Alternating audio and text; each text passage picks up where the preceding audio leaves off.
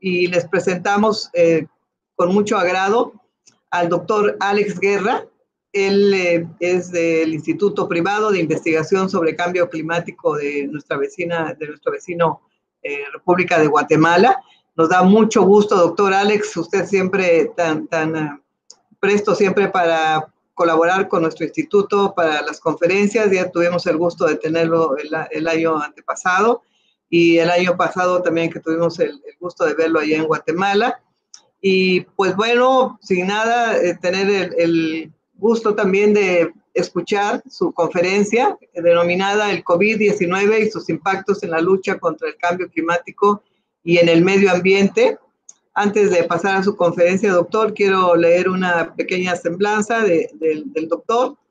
Doctor Alex Guerra Noriega es ingeniero forestal, graduado de la Universidad del Valle de Guatemala. Cuenta con una maestría en Ciencia Políticas Públicas y Gestión del Agua y un doctorado en Geografía y Medio Ambiente, ambos por la Universidad de Oxford en Inglaterra.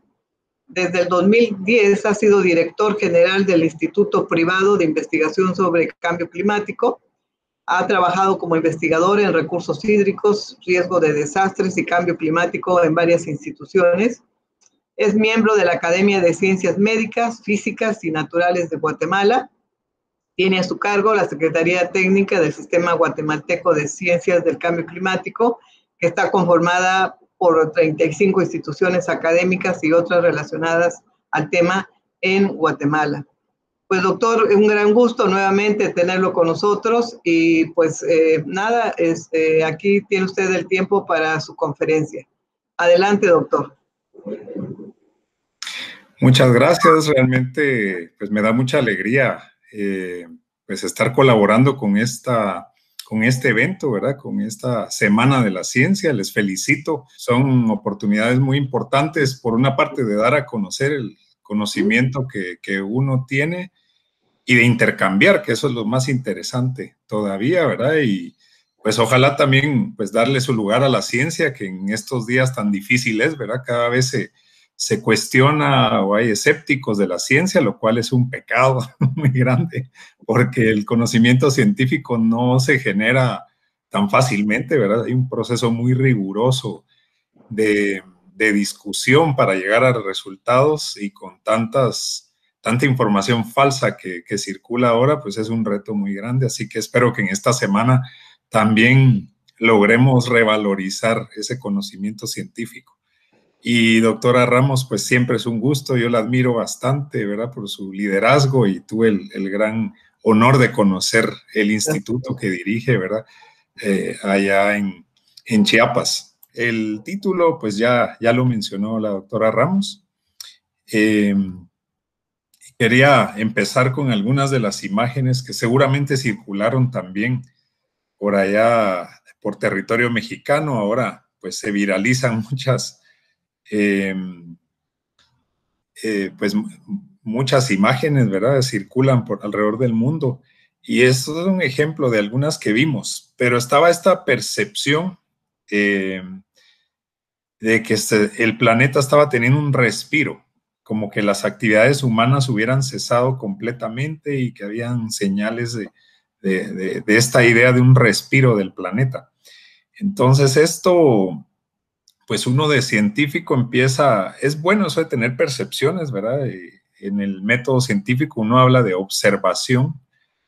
Mucho de lo que hacemos parte de la observación. Uno observa fenómenos y luego hay todo un proceso de pensar el por qué, darle sus explicaciones, toda la teoría detrás, y luego de ver si es cierto o no, ¿verdad? Con evidencia, que eso es lo importante. Entonces, eso es lo que pues yo me propuse hacer hace algunos meses, buscar información que hubiera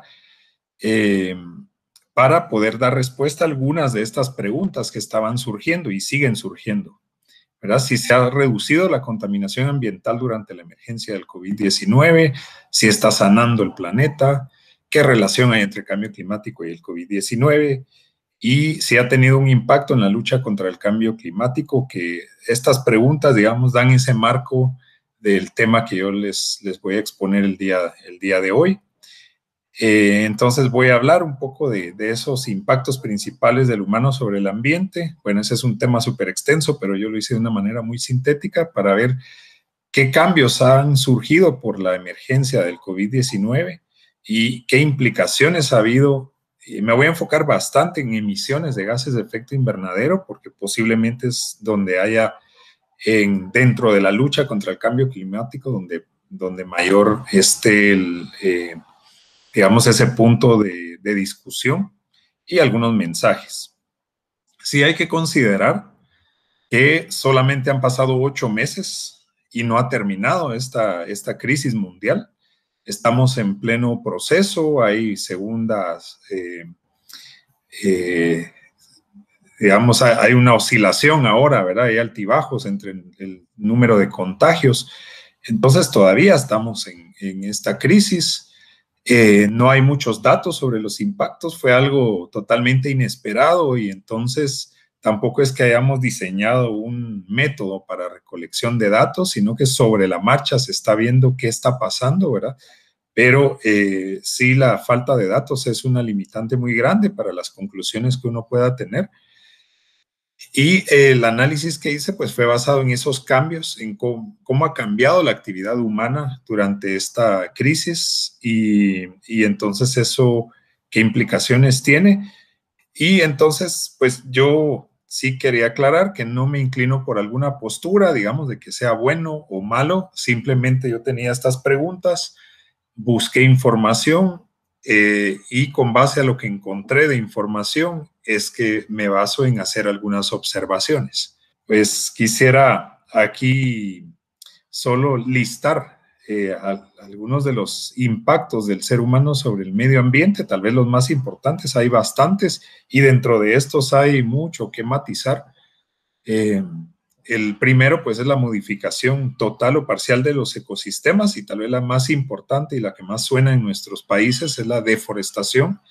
Pero hay que decir que el humano no solo ha cambiado los bosques o los ha reemplazado por otros sistemas, sino también ha pasado en humedales, en desiertos y en los cuerpos de agua, por ejemplo, la extinción de las especies, contaminación y degradación del suelo, contaminación del agua, los desechos sólidos y la contaminación del aire, que uno de los efectos de esta contaminación del aire es la intensificación del efecto invernadero por causar mayores concentraciones de esos gases que atrapan el calor. Entonces, pues esto es solo una lista de esos grandes temas ambientales. Pues aquí hay un tema muy importante que es la concentración y en general yo creo que cuando uno habla de contaminación, la palabra clave es con esa concentración, porque hay algunos elementos en el ambiente que con ciertas cantidades no son dañinos, ¿verdad? No causan ningún impacto, pero al aumentar esa concentración es que ya estamos teniendo un impacto. En el caso de la contaminación del aire, pues aquí hay una lista de varias razones por las cuales o mecanismos por los que contaminamos el aire. Muchos tienen que ver con la combustión. Entonces, por supuesto, la combustión del petróleo, del carbón mineral, del gas natural, ¿verdad? Que son los que llamamos combustibles fósiles, pero también la combustión de leña, eso es muy, muy importante en el territorio centroamericano y ciertamente también en Chiapas, en los hogares rurales. Y hay autores que dicen que es el problema de contaminación más importante del mundo, pero que no se visibiliza, es esa contaminación dentro de los hogares rurales, porque muchas veces no hay chimenea y hay unas altas concentraciones de partículas en las cocinas y esto afecta especialmente a las mujeres y a los niños, quienes son los que pasan más tiempo en estos lugares. Entonces sí es algo que hay que verlo. La quema de leña es un problema no solo por ser una fuente de emisiones de gases de efecto invernadero, sino por la salud de la población rural. Y entonces, en el caso de la contaminación del aire, y seguramente hay más de las que yo listé ahora. Alguna información clave sobre la emergencia del COVID-19 es que en China ellos lo reportaron desde el 31 de diciembre, pero en el mundo entero se empezó a hablar más desde marzo, cuando empezó a verse casos por todo el mundo. América Latina fue de las regiones la que de último empezó, ¿verdad? Y por eso es que ahora hemos sido también el epicentro, porque ha estado estas olas y cambiando ese epicentro, como le han llamado, de contagios, y pues nosotros empezamos de último y también por eso somos los que de último tuvimos ese surgimiento de muchos más casos, y ahora pues está regresando a Europa, ¿verdad? Pero ha sido solo en 8 meses que se ha dado. Ya se registran 189 países con contagios y más de 100 países han implementado cuarentena o cerrado fronteras desde finales de marzo. Algunos ya las abrieron. Por ejemplo, en Guatemala tuvimos 6 meses con fronteras cerradas. Entonces no podíamos salir ni por aire ni por tierra. Solo en casos muy excepcionales. Pero entonces ha variado también la respuesta de los países. No ha habido algo generalizado en el mundo ni al mismo tiempo. Y ahí vemos esa figura del lado derecho, que eran los países que habían adoptado el confinamiento y en qué fechas más o menos es que habían empezado, y si era nacional o localizado, ¿verdad? O si eran solo recomendaciones. Y ahí podemos darnos cuenta que incluso en nuestra región del continente americano, pues las medidas han sido muy diversas. Entonces, esto lo que nos dice es, para empezar, no es que toda la actividad humana se haya detenido en este tiempo alrededor del mundo. Entonces, para empezar, uno no puede generalizar esto, ¿verdad? Entonces, ¿qué cambios ha habido en las actividades humanas a raíz de esta emergencia? El transporte terrestre se vio reducido, como, pues, digamos, derivado de la diapositiva anterior, pues vimos que no ha sido en todas partes, pero sí ciertamente se redujo en muchos países. El transporte aéreo también se vio reducido. Más adelante vamos a ver algunas cifras, sobre todo el transporte de pasajeros, ¿verdad? Relacionado a estos dos puntos, pues también un menor consumo de combustibles, una menor actividad industrial en algunos lugares y por algún tiempo, el mayor uso de algunos insumos, eso sí, también ahora el uso de las mascarillas ha sido pues generalizado, ¿verdad? Y también ha aumentado el consumo de comida a domicilio, y con esto pues aumenta también los empaques. Entonces ha habido un poco también de estos temas. Y sí, ausencia de humanos en parques y áreas naturales. Eso es lo que hizo que pues, los animales se sintieran menos amenazados, que salieran a carreteras, incluso que fueran a ciudades, y eso también daba esa percepción de que la naturaleza se estaba recuperando, pero era, digamos, esa ausencia del humano, que estamos siempre por todas partes, pues permitió, pero yo sí diría que es una percepción engañosa, digamos, esto de la recuperación, solo porque los animales puedan pues transitar por otros lugares. Aquí es donde yo traté de hacer una síntesis de qué ha pasado, digamos, en cuanto a estos temas o problemas ambientales derivado de la emergencia por el COVID-19. Por supuesto, hay muchos matices y mucho que se puede discutir, pero eso digamos, según lo que yo he pues encontrado hasta ahora. Si pensamos en la deforestación y nos preguntamos, ¿será que se ha reducido la deforestación por el COVID-19? Yo no he encontrado evidencias de algo diferente, pero en general no pensaría que sigue igual, porque también estos procesos y esos causantes de la deforestación en los distintos países, pues son procesos de mediano y largo plazo, no cambian tan al instante. Yo pensaría que es igual. Podría ser que digamos, esa ausencia de autoridades en algunos países, en las zonas naturales, sí haya permitido que se den mayores incendios provocados y que esto pues sea un problema. Por ahí podría ser que sí haya aumentado la deforestación, pero yo diría que es solo en algunos lugares.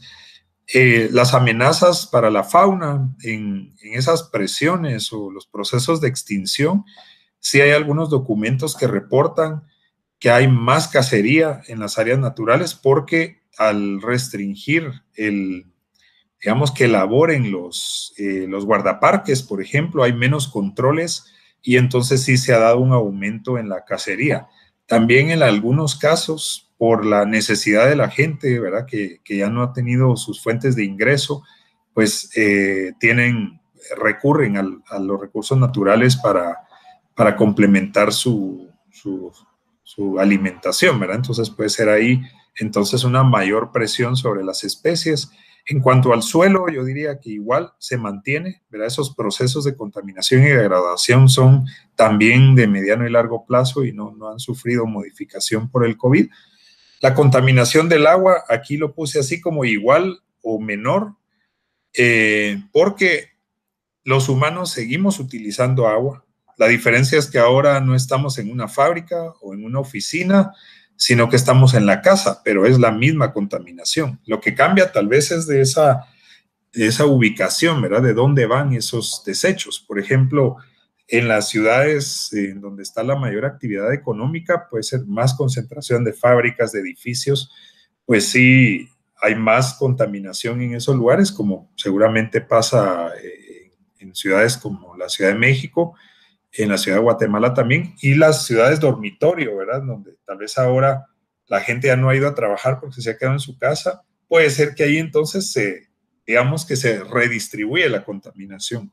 Y en los lugares turísticos posiblemente sí, esa ausencia de turistas puede ser que se reduzca la contaminación de esos lugares. Pero yo diría también que es la contaminación nueva, porque tampoco es que se vayan a limpiar por arte de magia los lagos, ¿verdad? O algunos ríos, sino que pues tiene la contaminación, sobre todo en los lagos, ¿verdad? Tiene la contaminación que ya han tenido por tantos años o décadas o siglos incluso, y por esa reducción en los visitantes, pues hay menos. Pero por eso es que puse que en general puede ser que esté igual o puede ser menor. Lo que se han reportado en algunos lugares es un aumento en esos desechos como los hospitalarios, guantes, mascarillas, estos que estamos usando ahora de manera cotidiana, que van flotando en los ríos, ¿verdad? Y eso es algo que se ve. Entonces, por esa parte podríamos incluso decir que ha aumentado la contaminación del agua. En los desechos sólidos, pues en general ha reducido el consumo de algunas cosas. Entonces, con esa reducción en el consumo, pues sí podríamos decir, va a haber menos desechos. Pero con lo que estaba mencionando, en el caso, ahora hay nuevos desechos o algunos desechos en unas cantidades mucho mayores, como las mascarillas. Entonces, eso sí es ahora un problema, que es lo que ilustra esa foto de abajo. Y el aumento en el empaque de alimentos que entregan a domicilio, por ejemplo, entonces por ahí que sí está aumentando posiblemente esa cantidad de desechos sólidos. Y en algunos lugares que suspendieron los servicios de reciclaje por el confinamiento, entonces sí empezaron a tener problemas con la gestión de los desechos. Entonces, pareciera que en el tema de los desechos sí ha habido un impacto negativo, digamos, sobre el medio ambiente, a pesar de que ha habido reducción en bueno, y en el caso del papel higiénico, que al inicio de la pandemia fue tan controversial, ¿verdad? Y tuvo tanta visibilidad, pues no creo que la gente haya usado más, tal vez lo acumularon en su casa y después a medida que se dieron cuenta que no había de qué preocuparse, ¿verdad? Por la pandemia. Pero en general pues esa es la situación. Ahora, si vemos la calidad del aire, sobre todo en las ciudades, ahí sí ha habido una diferencia muy marcada en algunos lugares, así como que estamos viendo en esta diapositiva. Esto es de Nueva Delhi, allá en la India, donde normalmente sus cielos, no solo los cielos, sino que, digamos, se veía la ciudad, así como vemos ahí en esa parte del lado izquierdo de esta imagen, y a medida que pues entró el confinamiento y que se detuvieron todas las actividades, entonces se limpió el aire de una manera impresionante, como lo vemos en esta imagen. Eso se observó en muchos países. Esto también se ha podido registrar también por distintas técnicas, como lo que vemos aquí del norte de Italia, en donde comparando los mismos lugares de diciembre del 18 al 19, al marzo del 19, con el mismo periodo, pero un año después, se veía pues una diferencia notable. Esto es en los óxidos de nitrógeno. En algunos lugares, y hay algunas cifras al respecto. Entonces, sí, el aire mejoró, empezó a verse dramáticamente ese cambio desde el inicio de la pandemia en Europa, sobre todo en Europa, en marzo y abril. Y es lo que también se vio en América Latina, en algunos lugares. Por ejemplo, en Bogotá, tenían años, me contaban unos amigos que viven allá, de no ver la cordillera, ¿verdad? Hay unas montañas nevadas que se ven desde Bogotá y por la contaminación pues no las habían visto, y con la pandemia pues las lograron ver. Entonces unas sorpresas muy, muy bonitas de producto de esta limpieza, digamos, del aire en las ciudades. Aquí, para tener una idea del orden de magnitud de lo que se estuvo viendo en los cambios, aquí hay de algunas ciudades en Europa, ¿verdad? 24% menores las concentraciones promedio de este óxido de nitrógeno, comparado con la misma semana, digamos, un año antes. 47% menos en Bérgamo, que la ciudad más que fue más afectada en el norte de Italia. En Barcelona cayeron 40%. Y 55%. O sea, estamos viendo que estas cifras son bastante significativas, ¿verdad? Estamos viendo que por lo menos va cercano a la mitad de la concentración de lo que se tenía un año antes. Pero ahora, yéndonos a los gases de efecto invernadero, esta es una gráfica del último informe del IPCC. Esperamos que en 2021 venga el nuevo, ¿verdad? Estos procesos son bastante rigurosos y por eso toman mucho tiempo. Son 7 años más o menos para generar esos reportes del conocimiento de cambio climático a nivel mundial.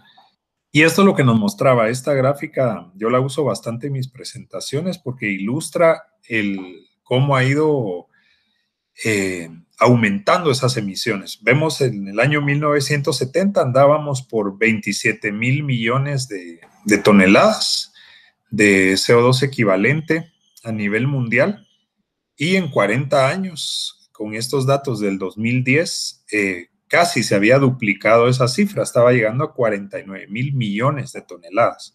Y ahí vemos la importancia por tipo de gas, ¿verdad? Los combustibles fósiles son el 65% en el 2010.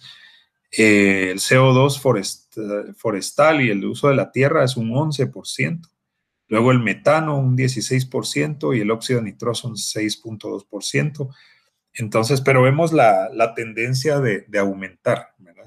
De cada vez aumentar más en las emisiones de estos gases. Si vemos un periodo de 2000 años, de los 3 gases más importantes, de los gases de efecto invernadero, aquí démonos cuenta que desde el año 0 se habían ni se acercaban a las 300 partes por millón. Yo quisiera que le pongan atención a estas cifras, porque más adelante vamos a ver cómo estamos en la actualidad. Entonces, si vemos, pues siempre hubo fluctuaciones, ¿verdad? Por distintas razones, la mayoría de ellas naturales, pero era bastante constante y no pasaba de 300. Y sí vemos ahí que a medida que llegamos a la revolución industrial, se dispararon esas concentraciones en la atmósfera. Esto seguramente ustedes sabrán que se mide a través del hielo, ¿verdad? Que hay algunas técnicas eh, muy efectivas para calcular la edad del hielo. Y ustedes han visto que cuando uno hace hielo, ¿verdad? En un congelador, nunca queda un trozo que es totalmente agua, ¿verdad? Siempre quedan burbujas dentro del hielo y esas burbujas contienen pues la atmósfera del momento, digamos una muestra de la atmósfera de ese momento en que se congeló esa agua. Entonces, así es como podemos ir muchos años atrás, extraer esas muestras de atmósfera, digamos, de hace 2000 años y ver cuál era su composición.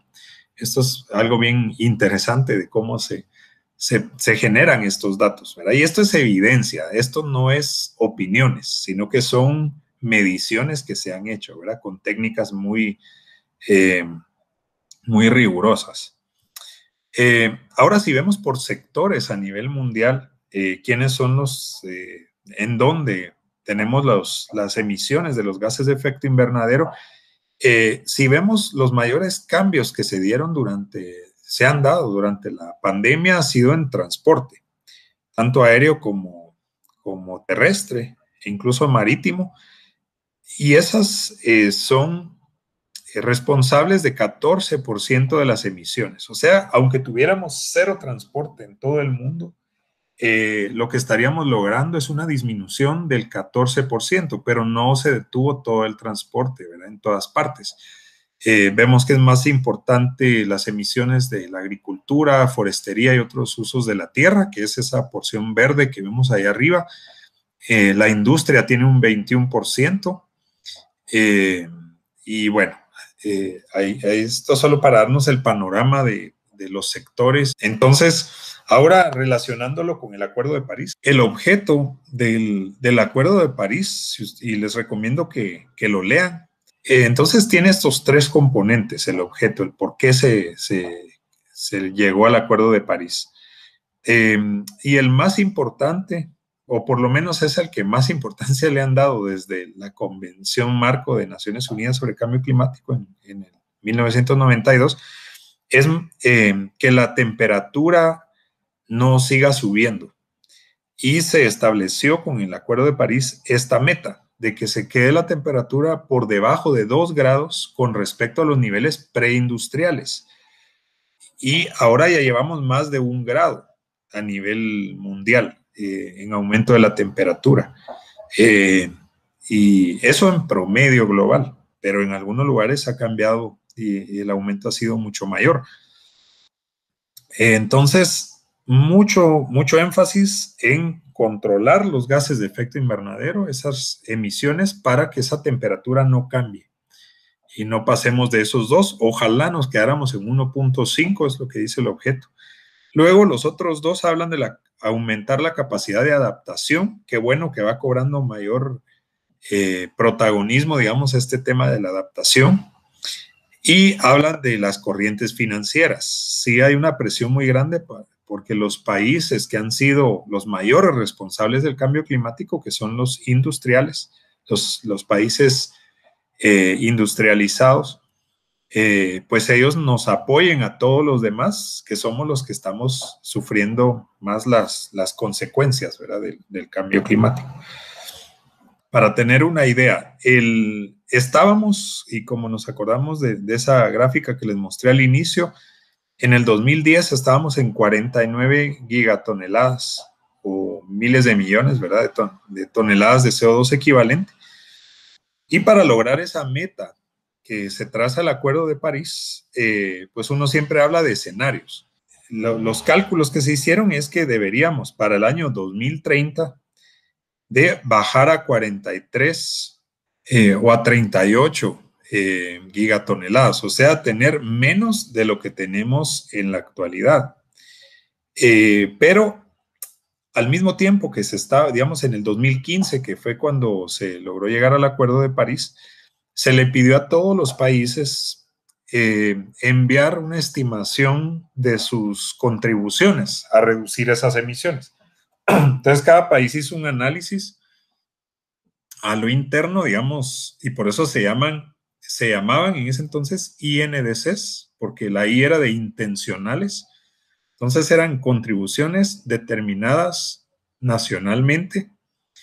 Esto es por las siglas en inglés que solo se les dicen NDCs o NDCs. Pero al sumar todas esas contribuciones que los países estaban proponiendo, nos sumaban entre 53 a 58 gigatoneladas. O sea que con esas promesas de reducción de emisiones no íbamos a llegar a la meta que se estaba trazando el Acuerdo de París. Tenemos una brecha de unos 15, ¿verdad? Unos 15,000 millones de toneladas al año, y que es un tercio prácticamente. Por eso es que ahora se le está pidiendo a todos los países analizar de nuevo y hacer nuevas promesas, digamos, de contribución para reducir emisiones, pero que sean más ambiciosas. Entonces, por eso es que le aplaudían al Acuerdo de París, pero algunos muy críticos decían, miren, aunque se cumpla lo del Acuerdo de París, no es la solución, ¿verdad? Entonces es importante tener estos datos en mente.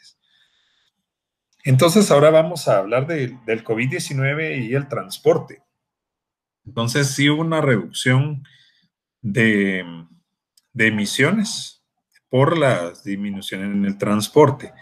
Aquí algunas cifras solo para tener ejemplos, ¿verdad? En Reino Unido se redujo el tráfico 54%, en Estados Unidos 36%, en China 19%, porque China como lo trató de confinar, ¿verdad? En solo las regiones afectadas, entonces no tomaron medidas generalizadas, entonces pues la reducción no fue tan grande. Al final, los vuelos disminuyeron entre 60 y 95% alrededor del mundo. Eso es impresionante, ¿verdad? Creo que no nos hubiéramos imaginado esto el año pasado. La demanda de combustible en aviones habían estimado que cayera 65%, y también en el caso del diésel, que cayera un 7%. Para tener una idea de China, China redujo más o menos un 25% de sus emisiones en los primeros meses. Pero China hoy por hoy es el mayor emisor en el mundo. Más o menos 25% de las emisiones globales provienen de China. Y antes de que pase lo que he visto en muchos lugares que dicen, entonces China ahora es el culpable, ¿verdad? Y ver y señalar a los chinos, pero realmente China hoy por hoy es la fábrica de todo el mundo, y lo que consumimos nosotros en nuestros países es, digamos, la razón por la que China está generándolo. Todo ahora está tan entrelazado que entonces no puedo solo señalar a los chinos porque nosotros somos consumidores de productos chinos. Entonces solo es que se da en su territorio, pero al final es por el consumo de todos. Pero sí es impresionante. Allá se estaba dando una reducción de 250 millones de toneladas, que era un 25%.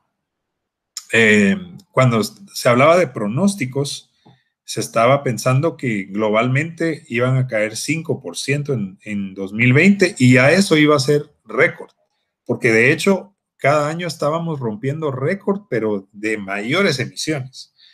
Pero este texto que subrayé acá, ¿verdad? Decía que aún ese 5% de reducción global no era suficiente para lograr con la meta del Acuerdo de París. Entonces, solo para darnos una idea de cómo están las cosas. Aquí otros datos más sobre Estados Unidos.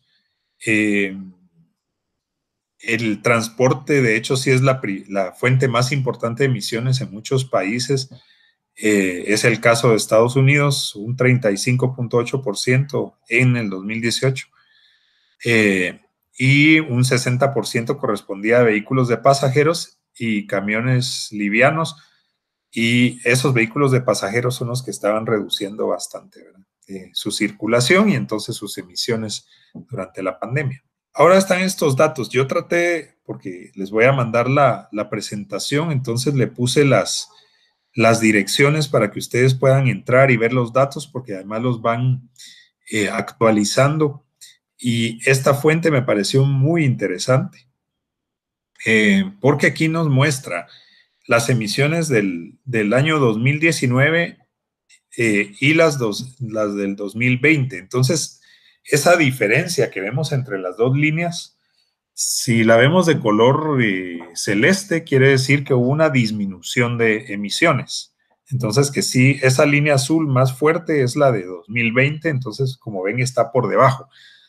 Estos son los datos globales, pero en esa página pueden encontrar de los principales países, principales en cuestión de emisiones, ¿verdad? Los emisores más grandes.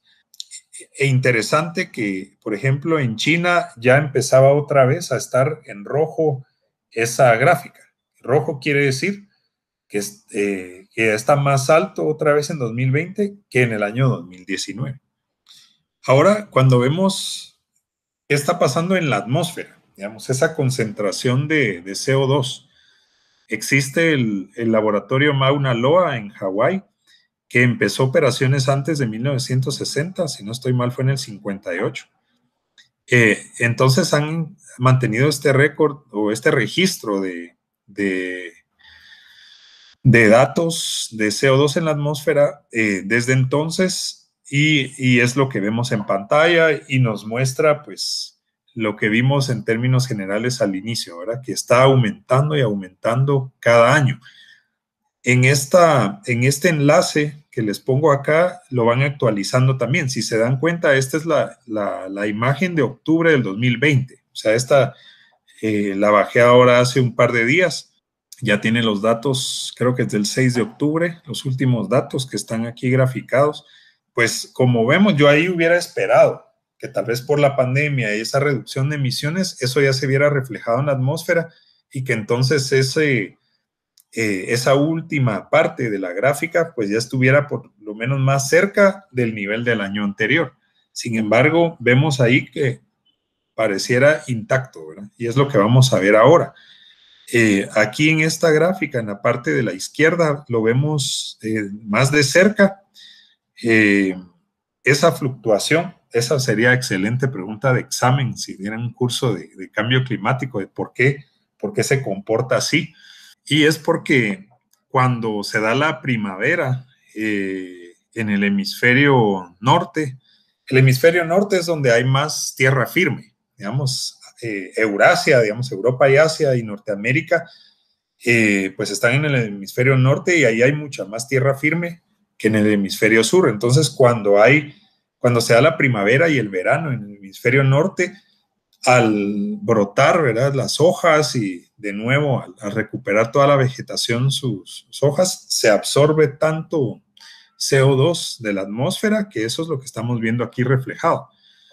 Pero después llega de nuevo el otoño, el invierno, y entonces toda esa vegetación se queda en dormancia y van las emisiones por actividades humanas y por eso van subiendo. Pero eso es lo que explica por qué una parte del año sube y baja. Pero vemos aquí entonces que hasta ahora esto se ve intacto, o sea que 8 meses de pandemia no se han reflejado en lo absoluto, por lo menos en los datos de la atmósfera allá en Hawái, ¿verdad? Entonces pareciera como que esto no lo está causando y lo que vemos aquí en este cuadro verde, que son esas concentraciones. Si se acuerdan, cuando les dije memorícense estas cifras, que en los últimos 2000 años no había subido de 300, andaba por 280, o sea, ni se acercaba a 300 partes por millón. Y ahora ya hace varios años que pasamos las 400 partes por millón.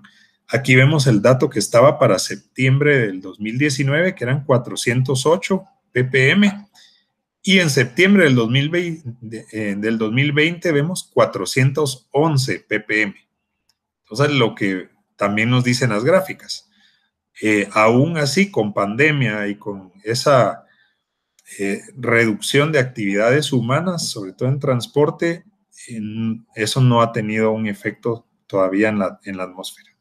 Siguen estando más altos los datos.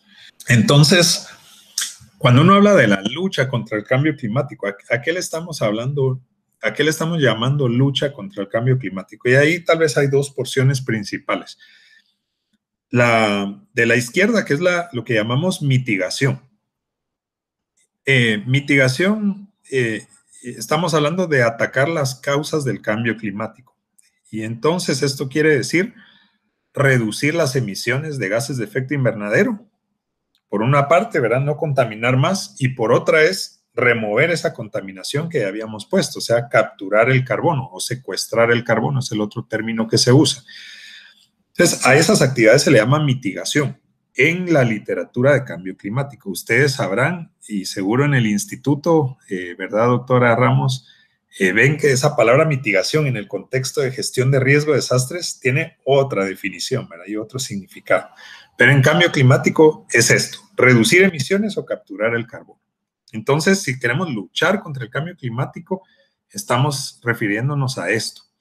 Históricamente es en donde se han enfocado los esfuerzos internacionales para luchar contra el cambio climático. Era atacar el problema de raíz y detener la contaminación, y ni se hablaba de adaptación. Hay un artículo interesantísimo del 2005 de la revista Science, creo que era Nature, en donde se hablaba de quitar el tabú de la adaptación, y explica muy bien el por qué de adaptación ni se hablaba. El cambio climático era gases de efecto invernadero. Pero eso explica muy bien el por qué, digamos, se creó el protocolo de Kioto, emisiones, digamos, hay métrica, hay el desarrollo limpio, ¿verdad? Hay mercados voluntarios de carbono, entonces está más avanzado toda esa parte comparado con la adaptación, pero tiene sus razones. Y ya van 25 años de negociaciones. Bueno, de hecho ahora ya van 28. Y podríamos decir que no han sido efectivas en abordar el problema, porque ya vimos que igual las emisiones siguen subiendo y subiendo, ¿verdad? Son procesos complejos, ¿verdad? Que requieren que todos los países se pongan de acuerdo. A veces nosotros ni en nuestro hogar nos ponemos de acuerdo, ¿verdad? Imagínense que más de 190 países logren ponerse de acuerdo. Entonces no son procesos nada fáciles, pero por ahora no han dado los resultados esperados. Pero por el otro lado, digamos, la lucha contra el cambio climático es adaptarnos. Y aquí nos referimos más a atacar los efectos del cambio climático. Entonces, evitar o disminuir los impactos adversos.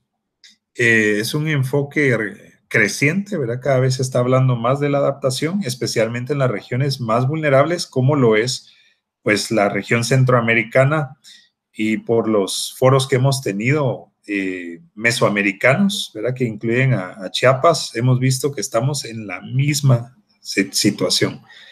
Y entonces, yo sí, pues refuerzo esta idea de que en nuestros países y en nuestros contextos, la prioridad debería ir en la adaptación, porque no es ni siquiera algo futuro, sino que los impactos los tenemos cada año. Y entonces, viendo esas cifras y lo que pasa con la atmósfera, ¿verdad? Entonces, viendo en esa lucha contra el cambio climático, alguna gente dice, ¿vieron? Sí podemos. Las medidas que se tomaron durante la pandemia bajaron las emisiones, bajaron la contaminación. Esa es la respuesta contra el cambio climático. Alguna gente opina de esa manera. Pero vemos aquí algunas citas muy interesantes. Nos dice, la crisis muestra lo desafiante que sería descarbonizar la economía puramente a través de ajustes en el comportamiento. O sea, decirle a la gente, ya no use sus vehículos. Aunque eso se hiciera, no es suficiente, ¿verdad? Esas decisiones individuales de no conducir o volar dan como resultado reducciones de emisiones limitadas. Entonces, esto de que no voy a volar, ¿verdad? Hay países donde se está promoviendo eso, y eso no va a resolver el problema. Es muy poca la contribución que tiene, y por otro lado, atenta contra el turismo, por ejemplo. Y México es un país que depende grandemente del turismo. Imagínense que de repente dijeran no más turismo internacional, el impacto económico que eso tendría en la economía de México y de algunas regiones mucho más fuerte, ¿verdad? Entonces, hablaríamos de que por resultados muy pequeños en mitigación, tendríamos unas condiciones muy difíciles de vulnerabilidad para mucha población. Entonces, el tipo de análisis que tenemos que hacer. Entonces, también otra cita que dice que lo que necesitamos son soluciones tecnológicas que permitan a la economía operar al 100% con reducciones anuales entre 5 y 8%. Entonces, apostarle mucho a la tecnología para ir gradualmente, porque tampoco se puede hacer de la noche a la mañana, reduciendo esas emisiones. Y algo importante, que es la otra cita que dice ahí, es determinante lo que hagan China e India por el volumen de población que tienen, ¿verdad? Ahí están las citas, ustedes pueden leerlo. En cuanto a adaptación, y esa es una pregunta que me han hecho algunas veces, que me dicen, bueno, entre cambio climático y el COVID-19, ¿qué tanta relación hay? Y yo diría que por la escala a la que estamos hablando, ¿verdad? Cuando uno estudia cambio climático, uno tiene que tomar por lo menos 30 años de datos. Entonces son procesos de por lo menos 30 años, y que entonces un fenómeno como el COVID-19 y la pandemia, que nos está afectando solo por ahora, llevamos 8 meses, no sabemos cuánto va a ser y cómo va a seguir, pero aunque fueran 2 años, ¿qué tanto eso afecte a los procesos de cambio climático? No es fácil hacer esa comparación, ¿verdad? No es fácil. Pero sí, aquí yo quise poner 2 ideas importantes. Por una parte, nuestros sistemas de salud, eso sí estamos viendo, no están preparados para enfermedades con impactos considerables para la población. El cambio climático está aumentando la distribución de enfermedades transmitidas por vectores y podría traer nuevas enfermedades. Eso de que ahora el deshielo en Siberia, ¿verdad? En algunas regiones del mundo, que surjan de nuevo otros virus que han estado ahí congelados, y entonces vemos una enfermedad, el impacto que está causando a nivel mundial, sobre todo el económico, ¿verdad? Y en salud. Imaginémonos que esto tengamos más de esto por esa pérdida de hielo. Entonces ahí sí vemos que tenemos una brecha importante, ¿verdad? En el sistema de salud. Y luego que esos cambios abruptos que tienen impactos económicos afectan a todos, eso también lo estamos viendo, afectan a todo el mundo. Bueno, siempre hay uno que otro que se benefician, ¿verdad? Los que están vendiendo ahora mascarillas, o algunos, o haciendo las pruebas de COVID, creo yo que les está yendo bastante bien. Pero en especial a los grupos menos favorecidos es donde más, quienes más sufren, ¿verdad? Entonces, esto de que ya no hayan oportunidades de empleo, de que la economía no vaya bien, entonces eso va erosionando las condiciones de la gente y va creando mayor vulnerabilidad al cambio climático. Entonces, eso también, o sea, aquí en Guatemala, en las zonas marino-costeras, los pescadores ya no pueden ni salir a pescar, porque como no hay turismo local siquiera, no tienen a quién venderle el pescado, y entonces no tienen ni el combustible para poder ir con sus lanchas a pescar, ¿verdad? Entonces son condiciones bastante difíciles. Y para terminar, yo creo que este mensaje de la directora ejecutiva de ONU Ambiente, que ese ya lo dio hace algunos meses, pero yo creo que es muy válido, que habla de que los impactos visibles y positivos, lo que parecía, ¿verdad? Que el COVID está sanando el planeta, de la crisis COVID-19 son solo temporales y habla de que vienen a costas de una ralentización económica trágica y angustia humana. O sea, no es desear que siga el COVID porque eso está sanando el planeta, no es algo deseable. O sea, sí es algo temporal y que ha traído también grandes retos que todavía tenemos, ¿verdad? Porque estamos sobre la marcha. Sí, para terminar, sí se ha estado pensando más y cuestionando esa relación con la naturaleza y que esta pandemia pues viene en parte de esos impactos fuertes que hemos tenido de acorralar a las especies, de afectar la biodiversidad, y entonces nos está haciendo pensar en ese balance que tenemos que tener en el mundo, ¿verdad? Esa parte yo creo que sí es muy valiosa de este proceso que estamos viviendo. Muchas gracias. Pues doctor, realmente qué completa su conferencia, muchísimas gracias, de veras que eh, mejores hechos no pudieron haber para cerrar este ciclo de conferencias, porque toda la reflexión devino desde el inicio de una conferencia de la directora del Servicio Sismológico Nacional, que midió de alguna manera el aquietamiento de la población medido en todas las estaciones sismológicas que hay en el país y bueno, y en todo el mundo, ¿no? Como se disminuyó un poco la presión hacia la Tierra, ¿no? Hacia el planeta, pero como usted bien lo dice, es relativo porque es apenas un tiempo muy breve que le estamos dando ese respiro a la Tierra, y los impactos que ya tenemos realmente son muy fuertes, ¿no? Y creo que conviene reflexionar también al final de que esta parte de concientización y educación a la población sobre esta nueva realidad es impostergable, fundamental, porque en términos de riesgos y los peligros expuestos ya a toda la población, a todos, están a flor de piel, ¿no? Huracanes más potentes, esta elevación del nivel del mar, lo que usted comentaba acerca de pues más emisiones que no están ralentizándose, sino que siguen su curso. Y bueno, todos estos efectos, y por eso las Naciones Unidas, como usted lo ha comentado, pues ha hecho un énfasis en que COVID primeramente Dios, pues vamos a tenerlo a la baja en algún tiempo, ¿no? Porque ya históricamente la pandemia así se comporta, ¿no? Pero no así los efectos del cambio climático. Estos siguen inexorablemente su curso con los impactos que hay. Y no es una visión catastrofista como alguien diría, ¿no? Sino es una realidad de lo que tenemos que trabajar, tenemos que estar conscientes, tenemos que trabajar mucho en esta parte preventiva y correctiva a la vez, en función de que vivimos ya con más exposición. Entonces, de veras que sí, uno pensaría que son visiones de demasiada preocupación, pero no es una realidad. Como yo les digo siempre a las personas que son como los médicos, ¿no?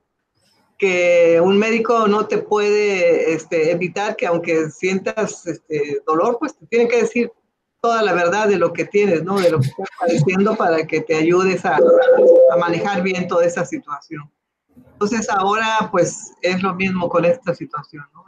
Tenemos que trabajar todos de manera individual o colectiva pues para mitigar estos efectos y ya ni siquiera pensar que son reversibles.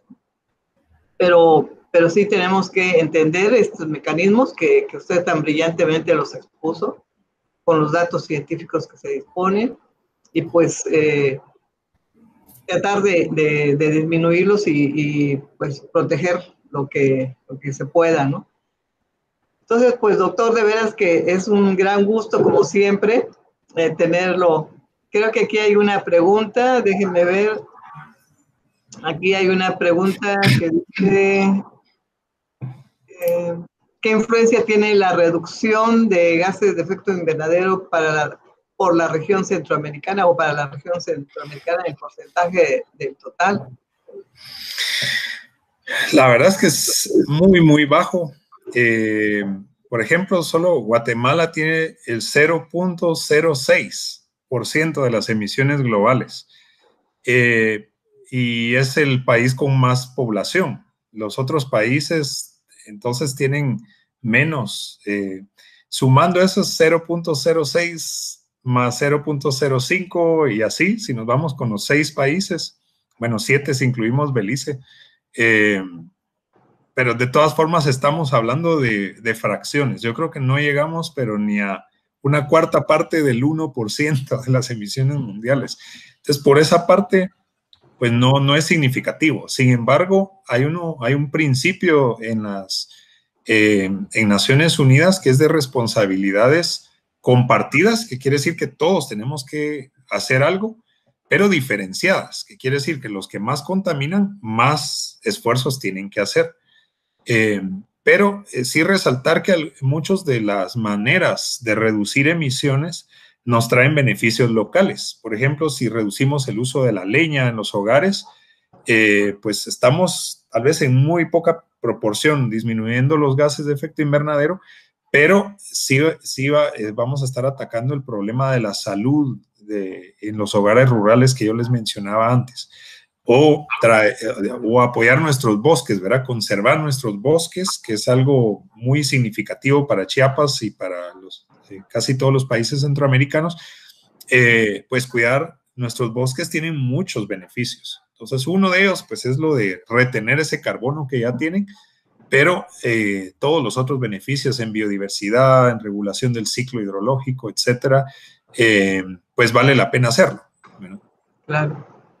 Pues sí, pues qué bueno, doctor, haber tenido la oportunidad de que usted nos hablara nuevamente en este foro de la 11ª Semana de Ciencia de la Tierra, y esperamos en un futuro muy cercano tener la oportunidad de verlo personalmente y también de tenerlo aquí en nuestro instituto.